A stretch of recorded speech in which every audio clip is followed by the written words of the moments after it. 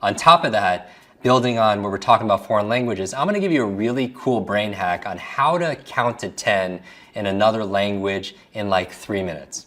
Like you're like, Jim, normally that would take me like 3 hours to learn how to count to 10 in another language. But of course, you now have a super brain, right? And this is all about quick learning and activating this incredible brain power of yours that we weren't taught back in school. Again, school taught us what to learn, math, history, science, Spanish, but no classes on how to have a super brain, how to focus, how to read faster, how to remember the things, all the amazing things. And I know some of you are thinking, oh my goodness, if I had these superpowers, if I went through this quest back when I was in school, it would have been so much easier. And as the proverb says, the best time to plant a tree is 20 years ago. The second best time to plant a tree is like today, and that's what you're doing right now. So I applaud you for showing up the way you are. Okay, let's do it. Before I teach you how to memorize the numbers 1 through 10 in another language in 3 minutes, let me remind you what implementation day is all about. All the time as we're going on this quest, we're climbing this mountain of success. New levels of learning, new levels of our life. And we have all these tools. We're carrying all these tools, and every single step we get more and more tools. You're like leveling up, right? And you're stretching, stretching, stretching. And this for me, metaphorically, is like we're stabilizing. Let's lock ourselves in where we are and just make sure we review, we fill in any kind of gaps that we might have missed along the way. So what do? Number one, watch any of the videos that you missed. You have to do that because every single one builds on itself. You know that, that's obvious. The second thing I want you to do is we're getting pretty advanced here, right? Because now in the beginning, I'm kind of teaching you, for example, the game of tennis and showing you how to do a forehand and a backhand, everything. But now you're learning these skills. Now we're playing, right? You see it gets more and more fun because your competence increases. And as your competence increases, so does your confidence. In psychology, they call it the competence-confidence loop because then you can become more confident, then you do the skill again, you get more confident and so on. And you start building momentum. And this is the science of momentum. So I'm really excited about that. So I want you to fill in any kind of gaps and rewatch the lessons that you want to go deeper on. And then finally, number 3 and 4, the third thing is do the homework. And there's always another level of work you could do. Remember, what you practice in private, you're rewarded for in public, as it's said. And I would say do that, do the practice and get the rewards. So if you went through and you came up with 10 words to memorize, for example, for the English language, for your vocabulary, come up with another 10 words. And for foreign languages, you could do the same. Or maybe you want to tackle another language and make sure you teach it to other people and share it with your tribe. Because the fourth thing, that's exactly what you do. Active in the community because learning is not a spectator sport and it's not a solo sport either, it's a social sport. So make sure you share with everyone because when you play it forward, and I say play it forward because I'm all about play, when you pay or play it forward, what you're doing is you're lighting the match and lighting another candle and it doesn't take away from your lit match either or your lit candle. You play it forward and then all of a sudden things are ablaze and really, and I like doing this, I like to burn bridges because as I say, the bridges you burn light the way and you're like incredible. I mean, you are like working this right now. So I reward you, I applaud you. Those are the 4 things you're to focus on implementation day. And here is the brain hack. In a few minutes, you're gonna learn how to count to 10. And we talked about Spanish, we talked about French, we did some Chinese. Let's talk about Japanese, okay? How do you count to 10 in Japanese? Now, here's the key to learning this.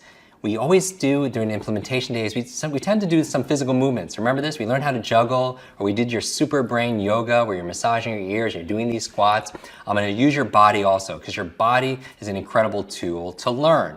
Now, so how are we gonna do this and learn this at an accelerated pace?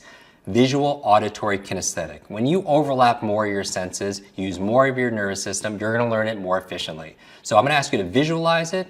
I want an auditory component because you're gonna say it, and K is the kinesthetic part, you're gonna do it. You're gonna move your body. As your body moves, your brain grooves because you have some muscle memory there also as well. Okay, so how do you count to 10 in Japanese? Well, first, what are the numbers 1 through 10? Here we go. Ichi, ni, san, shi, go, roku, shichi, hachi, ku, ju. Now, go memorize that.